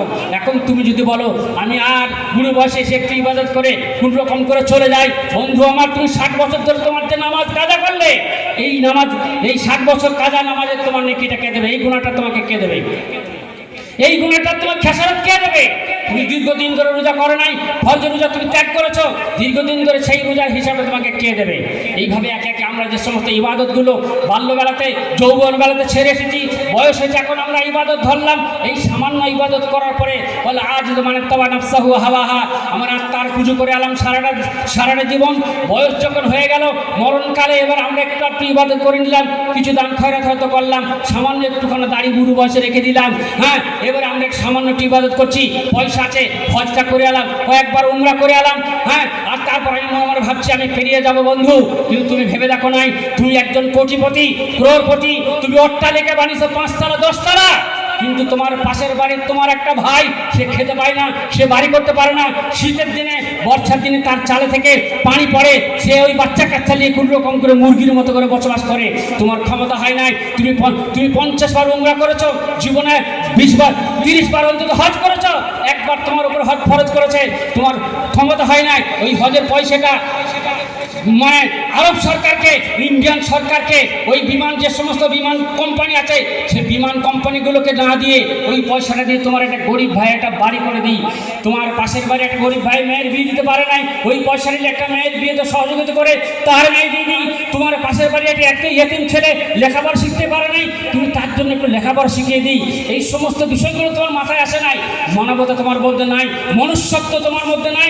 তুমি যেহেতু মানবতাহীন, মনুষ্যত্বহীন একজন মুমিন, মনুষ্যত্বহীন একজন মুসলমান, তাই তোমাকে আল্লাহ পাক ওই দিন বুঝে নেবেন যেদিনকে আল্লাহ রাসূলের কাছে আমরাকে বলবো হুজুর আমাদের জন্য একটু সুপারিশ করুন।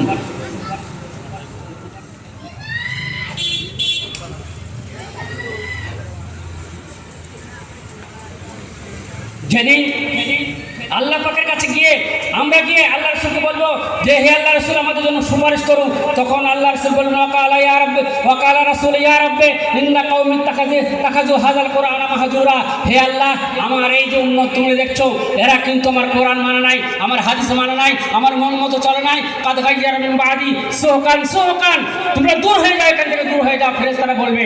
হ্যাঁ, এরা আল্লাহ রাসূল বলবেন আমরা চলে আসার পর, আমি চলে আসার পরে এরা যেখানে যা হক আদায় ছিল সেটা করেনি।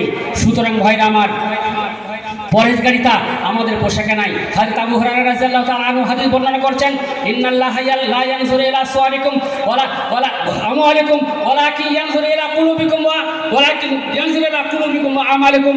আল্লাহ পাক রব্বুল হাদিসে মুসলিম শরীফের হাদিস, হযরত আবু হুরায়রা বলছেন আল্লাহ রাসূল সাল্লাল্লাহু আলাইহি ওয়াসাল্লাম, আল্লাহ রাসূল সাল্লাল্লাহু আলাইহি ওয়াসাল্লাম তিনি বললেন যে আল্লাহ পাক লা ইয়ানজুরু ইলা সুওয়ারিকুম ওয়ালা আমওয়ালিকুম, আল্লাহ তোমাদের সম্পদ দেখবেন না, তোমাদের পোশাক পরিচ্ছদ দেখবেন না, ভালো পোশাক, ভালো গাড়ি, তোমার আয়াসী জীবন, তোমার বিলাসী জীবন, এসব তোমার বিলাসিতা দেখবেন না।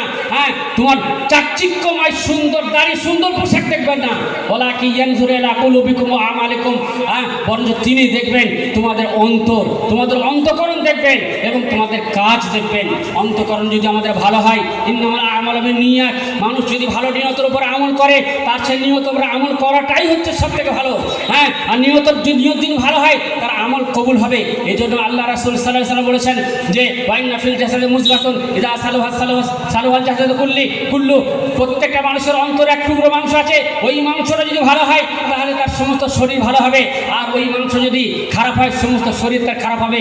আলা ওয়াহিয়াল কলব, সেটা হচ্ছে আমাদের অন্তঃকরণ। সুতরাং আল্লাহ রাসূলকে জিজ্ঞেস করা হলো যে মান আফজালুন নাস, সবথেকে উত্তম ব্যক্তি কে? তিনি বলেন আত্কাকুম, তোমাদের মধ্যে যে যত পরেশগার সে তত ভালো। আল্লাহ রাসূল হয়ে এসেছিলেন, কোরআন আমাদের কাছে এনেছিলেন। আল্লাহ রাসূল এই জন্যই এসেছিলেন আমাদেরকে পরেশগার বানাবার জন্য, আমাদেরকে মানুষ বানাবার জন্য।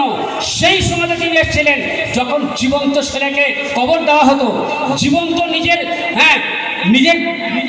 নিজস্ব ছেলেকে, একমাত্র নিজের কলিজার টুকরাকে জীবন্ত কবর দেওয়া হতো। আল্লাহ রাসূল এসেছিলেন যখন সেই সময়তে, যখন মানুষের মানবতা ছিল না, মনুষ্যত্ববোধ ছিল না, নিজের সন্তানকে কেউ শ্বশুর বলবে, কি হয়তো নিজের সঙ্গে খাবে, খাবারের ভয়ে, শ্বশুর বলার ভয়ে কোনো মানুষ যখন নিজে কবর দিয়েছে, জিজ্ঞেস করা হবে কিয়ামতের মাঠে, এই নবজাতকদেরকে বলো তোমাদেরকে কোন অন্যায়ের জন্য, কোন গুণের জন্য হত্যা করা হয়েছে।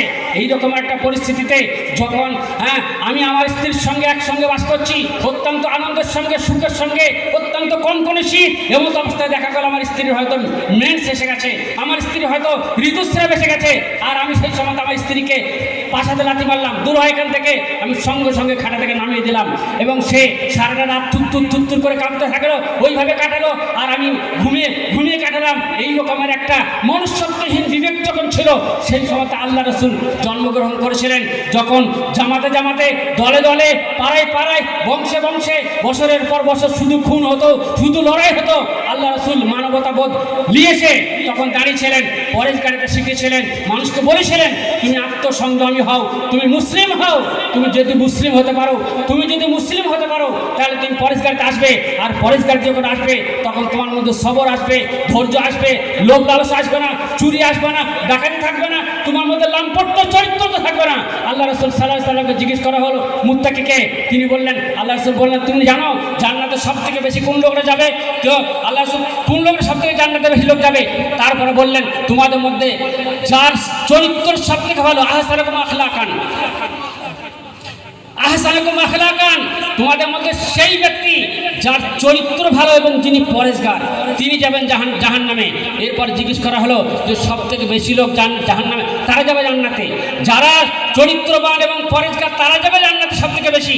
এরপরে বলা হলো, আল্লাহ রাসূল বললেন তোমরা জানো আকসুরুন নাসে ইয়াদখুলুনাল জান্নাহ, বেশিরভাগ লোক জান্নাত ইয়াদখুলুনাল জাহান্নাম সব থেকে বেশি লোক কে যাবে তোমরা জানো?